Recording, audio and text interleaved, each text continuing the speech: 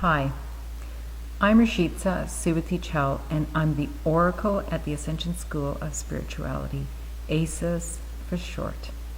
I want to thank you for joining me today as we travel into the knowledge of Kwan Yin in the three-part video series that we call the Kwan Yin Chronicles.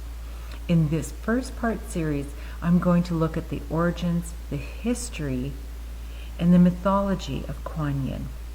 In the second, we're going to look at her mantras, and the third, we're going to look at her poems in the use of a divination tool.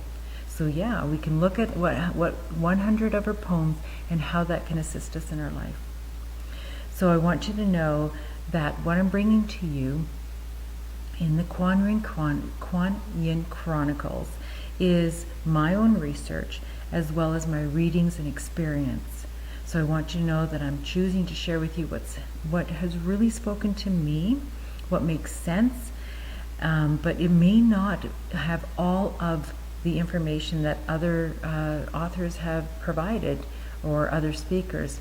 I want you to know there's a whole bunch of books in both the Asian and Western world on Kwan Yin, and I leave it to you for your further exploration. These videos are based on the resources I was drawn to, what I read and how it captivated me, what filled me with knowledge and clarity. And so I certainly will provide you what those resources were and how I came to be here today with you. So I want you to know, when I look at the Divine Feminine and the essence of the Divine Feminine, it was during the recent Lion's Gate portal where I took a guided meditation. I participated in a guided meditation with a group of people. We were on Zoom as per, our environment now. And it was there, as I was passing through the Lion's Gate portal, I was met with illuminated beings. I call them the illuminated ones. And I was encircled in this incredible white light. In a circular fashion. There was a whole bunch of beings around me, and they were talking to me, and not the language of our mouths, but they were speaking to me where I understood them, and they were providing me what my purpose was. And I've always been fascinated, and I've always loved working with women, but the Divine Feminine has completely struck a chord inside me. I found my purpose, and it was the clarity that I needed to do. Was to engage with women while fulfilling what I needed to do. So you know what, not everything is perfectly clear, but I've decided that I need to go in the flow. And that is this. Kwan Yin has been the very first thing that is part of that flow. You know what, I never thought I would be talking or writing about Kwan Yin. I mean, this never came to me until I was asked what kind of offerings would I be providing at ASOS, and all of a sudden, in the divine moment, Kwan Yin comes up, and I am just like, yes, of course. So it came to me by the people in my life at that time, and it steered me in this direction. So I just want to share that experience with you. So how about if we start kind of like in the beginning? About 2 years ago, I had an acquaintance that I would meet on occasion, and we would have a little chat, and sometimes it'd be about religion and sometimes spirituality. And, there was no demonstrated affiliation on her part to any type of philosophy or dogma of any kind. And it was so out of the blue that I received a Facebook message that she actually wrote and said, "You need to do something with Sanskrit." I mean, I'm thinking, okay, that's a little odd, and that does not make sense to me. So why are you sending that to me? And she said, "I don't know. This is what I know I need to provide you as information." She as well was caught off guard. And it was really funny that I received this information at a time where I had officially stated that I was an oracle and that I had opened a business and I wanted to start taking on paying clients. I do recall seeing an advertisement at the same period of time with Alana Fairchild about her upcoming Kwan Yin transmission course, and it was during this time I was really drawn enough to continue reading about her course, what it would entail. It's about a year long, and I'm going through all this only to find out I missed the deadline. So it was kind of like, Okay, that means it's a no-go and you need to pursue something else. It's about 6 months later that I was drawn to order her Kwan Yin oracle cards, which I'm going to share with you. We're going to do some readings, and her book titled Kwan Yin Transmission, only to find them sitting at my bookcase, like on the bookshelf, beside my bed, now for the next 18 months. So, I mean, she was there. I want you to know that Kwan Yin is not only compassionate, but patient as well, for she waits for the seeker to seek, and that's me. I went about my spiritual business. I changed the name after a couple of years, and you know what? I wasn't achieving much. So when I say that, I wanted to have a specific number of clientele that I would be working with, and it just wasn't transpiring. You know, I became disheartened and wondered what I was doing wrong. I started asking these questions like, you know, what does it take for people to come to me? How do I show them the healing aspects of being an oracle? What does this all entail? And I was kind of in a funk, to tell you the truth. Then 2020 comes, and the worldwide COVID-19 pandemic shakes up my world.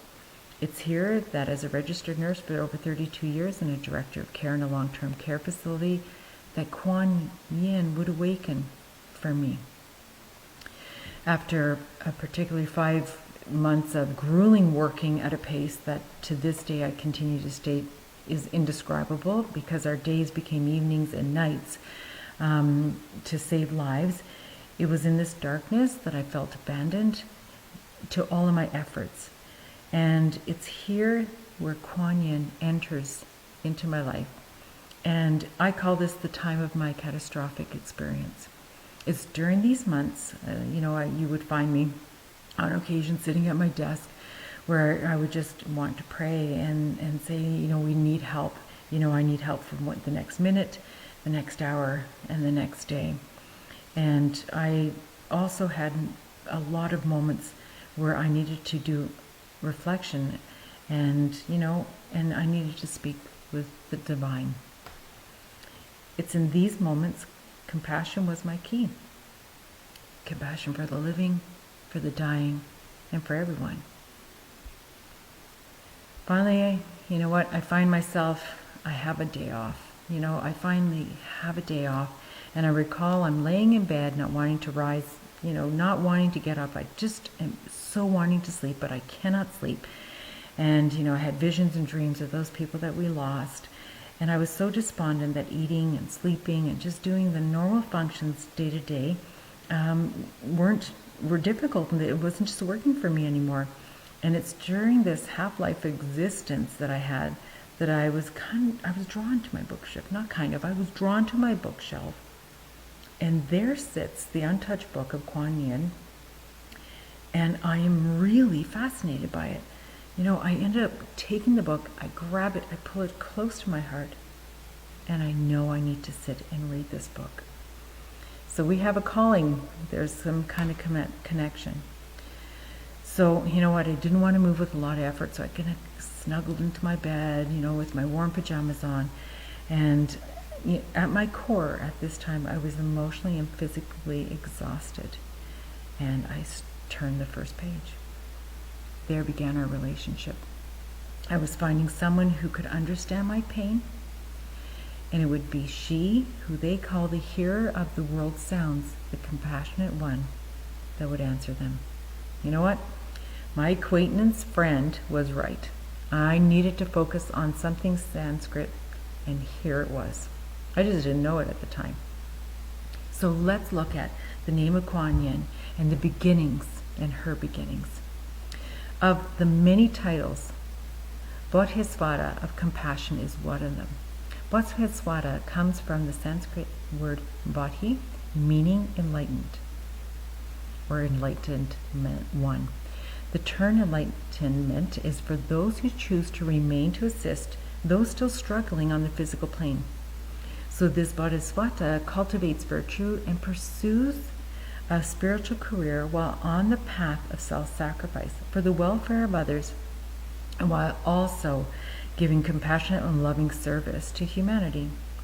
The Bodhisattva can be unascended and still embodied here in our physical plane, or a celestial being like Kwan Yin. The great thing is Kwan Yin is cross-cultural, non-dominational, and she is revered by many spiritual and religious traditions around the world. So we need to understand her, and how we need to understand is to look at the historical gatherings to understand the basis of this Lady of Mercy. So Kwan Yin begins as a male.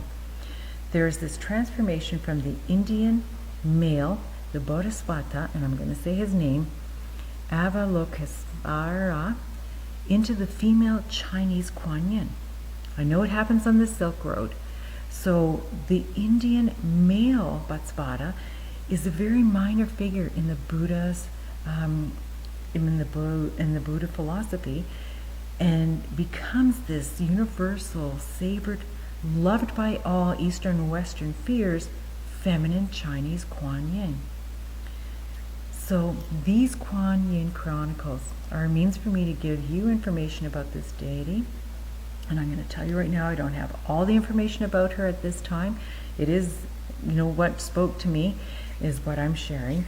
And my hope is that you begin that relationship with her as I did, and find your way to the information that speaks to you. I also want you to know that although I am currently focused on the Divine Feminine, I want to respect, and I do respect, the significance of the duality of Kwan Yin beginning as the male deity. This is somewhat of an interest to me, and I feel it's necessary that we begin here. So what's the historical significance? So as I began my exploration of Kwan Yin with the Land of Fairchild's book, it's called the Kwan Yin Transmission Book, Healing Guidance from Our Universal Mother. When I began reading, I was so engrossed. This book spoke a truth to me that hit me to my core. There began my own further consideration of the Divine Feminine, and also loving Mother of Compassion. I knew Mother Mary in this capacity, the Lady of Mercy with my Christian upbringing, but now Kwan Yin was entering into the fold. So let's find out who she is. So I'm going to other authors to say how they describe her. Fairchild speaks of how we can request her assistance, and describes Kwan Yin's light is within each of us, and we are to recognize and are responsible to share this light to the world. This really spoke to me while I was reading that book, in that how we perceive circumstances, situations, challenges in our life, and how we can call upon Kwan Yin to look at that situation, challenge, and share our light to the world. There is a dual relationship in that, and we will get to that later. Fairchild also starts to state that each of us need to recognize the wisdom of the Universal Mother. It's a place of sanctuary, and it's miraculous grace and healing. And we're all hearing about grace and healing at this time. Her book has stunning artwork, and there's inspirational channeling that she shares with you of what to do, and powerful healing processes that each of us can use to guide us into a deeper conscious connection with the Universal Mother. So then she goes on to describe what the Universal Mother is, and she specifically, the majority of the book is based on Kwan Yin, and it talks about Kwan Yin as the goddess of compassion, Tara, the ancient star mother, Kali is the fierce Madonna of India, Isis, the winged goddess of magic and soul alchemy, and Mother Mary, the Madonna of miracles. And you can start to discover a lot more as you embrace the sacred feminine, and it's part of our divine destiny. So that's what that book will give you, and that's what I received. So then I took a look at Martin Palmer, and he, with a couple of other authors, talks about the history, mythology, and stories of Kwan Yin. I found it really fascinating because he actually goes into the historical reference of the period of time and why Kwan Yin would actually go from the male, kind of known deity to this Universal Mother. Here we understand culture, thoughts of the deity rituals and prayers, and the transition, the male to the female. Palmer also focuses on 100 Kwan Yin poems that can provide you intuitive guidance. Now, this is really a great divination process to have, or as a tool, and I will be doing that in the other video series, so you can wait to hear that part as well. Then I picked up Stephen Levine's book. You know, I could have gone to the internet, but I wanted to have something that I could read when I was understanding the capacity and encompassing Kwan Yin. And he really writes this incredible sentence, and he says, you know what, we got to let go of all that old stuff that we have, that old concepts and words and things like unloved and judged and unwanted. And he says, when you embrace Kwan Yin, it's about unconditional love that goes beyond our conditioned mind. So we're conditioned to cling on to these concepts and words. And he said, you know what? Her love has no bounds. It has a bound because we create this.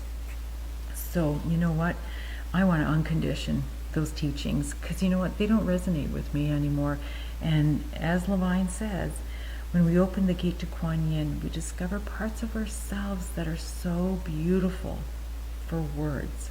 And I honestly believe that. I think those are the things that when we shine our light, when we find our true north, and when we demonstrate our soul whisper, that's what I call our true north, our authentic self, our soul whisper, that is beautiful beyond words. There's a yearning for the direct experience of our luminescent nature, and Levine spends all this time talking about the myth of Kwan Yin and her heart song. So we're actually going to talk about that, how we see pain and the impact of compassion. And you know what, he as well cites other names for Kwan Yin, and says, you know, like, you need to pay attention to these. Then it brought me to another book by Josephine Start, and she says, okay, you know, I didn't want to write this book. I was trying to hope that someone else would write this book. You know, I'm really into Kwan Yin, but here it goes. I need to write this book. And she focuses on the mantras of Kwan Yin. So we're actually going to cover that as well in this video series. So this is the beginning of your own discovery journey of this sacred deity. You know what, I was drawn into this discovery to find out the origin myths and stories of Kwan Yin and how other deities resonated as universal mothers. You know what, I'm so encompassed with wanting to embody that divine feminine. So let's start on this video series, this video number 1, on the origins and myths of Kwan Yin. You know what? The title is Buddha Comes to China. So Kwan Yin origins lie in an ancient text. Now this text is about 2,000 years old, and the English terminology, or how it's called, is called the Lotus Sutra. At the time, the majority of religious texts spoke about how individuals are to prevent the causation of issues and troubles for people. The Lotus Sutra is very different, and it provides guidance that you can ask for assistance in any transgressions or life circumstances, and Kwan Yin will have the ability to approach this situation with compassion. She's seen as the merciful one, and then there were several names that she was called that I'd like to share. She's called the Wisdom Sun, the Illuminator, and compassion as wondrous as the great cloud. There's vast differences from other Chinese deities at the time during that time of the Lotus Sutra. And this was really the first time that women are recognized that they could achieve enlightenment. In the earlier years in Indian Buddhism, the Bodhisattva of compassion was housed in the male body and was represented as Avalokita for short, and Kwan Yin was the unity of male and female now. So we have the Indian male and the female, Chinese female. We need to understand that being seen as the female embodiment of love and compassion, especially during Confucius' reign, where women were seen to be subjugated in the role that they would just bear children for a male heir, Kwan Yin's appeal as a helper for people who could assist anyone out of a troubling situation that related to all of the cycles of life, birth, death, and rebirth. This is where she gained momentum. People could approach situations not considering themselves as an event of peril, but could be assisted in a manner where they would find themselves in the land of the pure, purity, where they experienced happiness and grace. So no matter what was going on, you could experience this. This is where her appeal begins. This is what changes it. When I go back and I read Levine's book, he writes that there's a belief that Kwan Yin, before being born into the Chinese collective consciousness from Buddhism, represents the balance of yin and yang, anima and animus, which prepared her to be the Buddha of the present era as a female Buddha. The Bodhisattva of compassion can come in many forms, for the teachings need to reach the individual for what they require at that time. So her present form as the female deity would be the most cherished, recognized, and sought. So she becomes this profound spiritual and social influencer as the Chinese Kwan Yin. Let's take a look at the origin and myths surrounding Kwan Yin. So how did she become who she was? So the story is about a young girl by the name of Miao Chan, and she's central to the story, and she's best known, is one of the best known legends that describe how Kwan Yin was born from Miao Chan. Miao Chan was the third child of the king of ancient China, and over 4,000 years ago this king reigned, and the princess was born. And it was described that her mother dreamt of the moon, and during labor the land shook so much it was like an earthquake. The air was laden with this wonderful scents, and then flowers just sprung up from out of nowhere. So at an early age, Miao Chan differed from her sisters. She would spend time in meditation and prayer. She chose to dress plainly and eat simply. She would eat rice and vegetables, while her family, because of their royalty status, would have feasts, and she just considered that not something that she wanted to partake in. She was considered odd and difficult, and she starts showing signs of compassion and humility, and it's her ladies of waiting who also start projecting what she is. So she's starting to have this caring nature for others. All of a sudden, she's growing older. At the time when her two older sisters are already married, Miao Chan's father is really determined, you are going to get married and I'm going to find you a suitable match. Well, you know what? She has difficulty with this because she tells him, I got my own ideas and marriage is not one of them. And she said, but, I'll consider it if 3 conditions are met. And here are the conditions. You need to find solutions to overcome the suffering of illness, old age, and inevitable death. Miao Chan declares that she wants to heal the world of all its illness, and tells her father that should he find a suitable match who's going to help her with that, she's going to get married. This infuriates the king because he knows these demands can't be met, and he is ruthless and sends her away to a convent, to an abbey, and says to the abbess, you're going to treat her unfairly and with cruelty, or I'm going to, burn down the abbey and kill all of the 500 nuns that are here. So I want her to have the worst of the worst. And so, of course, what do you do when you have everybody else's life in peril? You listen to what is being enforced. So here, though, Miao Chan really begins to care for the ill. So, she does all these terrible things, like she knows she has to clean and prepare food, and she's, taking care of the slop buckets. But all of a sudden, one day, she's actually gone into a room where she's needing to care for the ill, and she is drawn to just provide the ill her human touch. And when she does, all of a sudden this speaks to her and her heart opens up. And so she's there and she's finding out how to take care of people, what they need. She's looking at, what their illness is portraying, and she's starting to do this category, and she's trying to get an understanding of it. So while she's in there, she's in her glory. She doesn't need to go back to the king. She doesn't have to worry about getting married. As this is happening, the king becomes very ill. And, he was a ruthless king. If he was doing that to his daughter, he was very ruthless with the people. And he's now at his death's door. And while he's laying in bed, this monk suddenly appears and states to the king, you know what, you can be healed. If you can take the arm and the eye of one who's without anger and combine this with the medicine. I'll prepare the medicine, but if you find that and drink it, you'll be healed. So you know what? The king and queen send out all these messengers across the land to find such a person. And one messenger finds Miao Chan and informs her of the king's message. So immediately, without a second thought, she gouges out both eyes.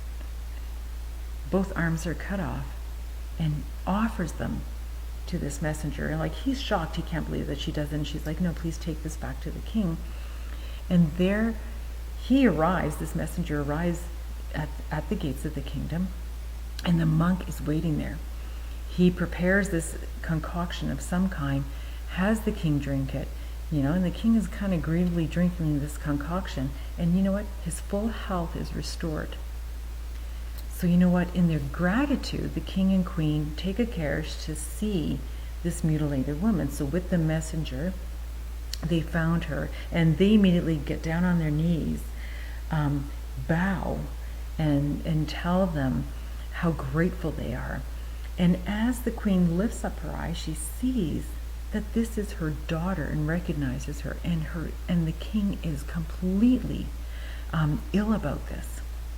So he, as he's holding on to her, he sits there, and as he embraces Miao Chan, he says, you know what, he's so evil that he caused this terrible pain to his daughter.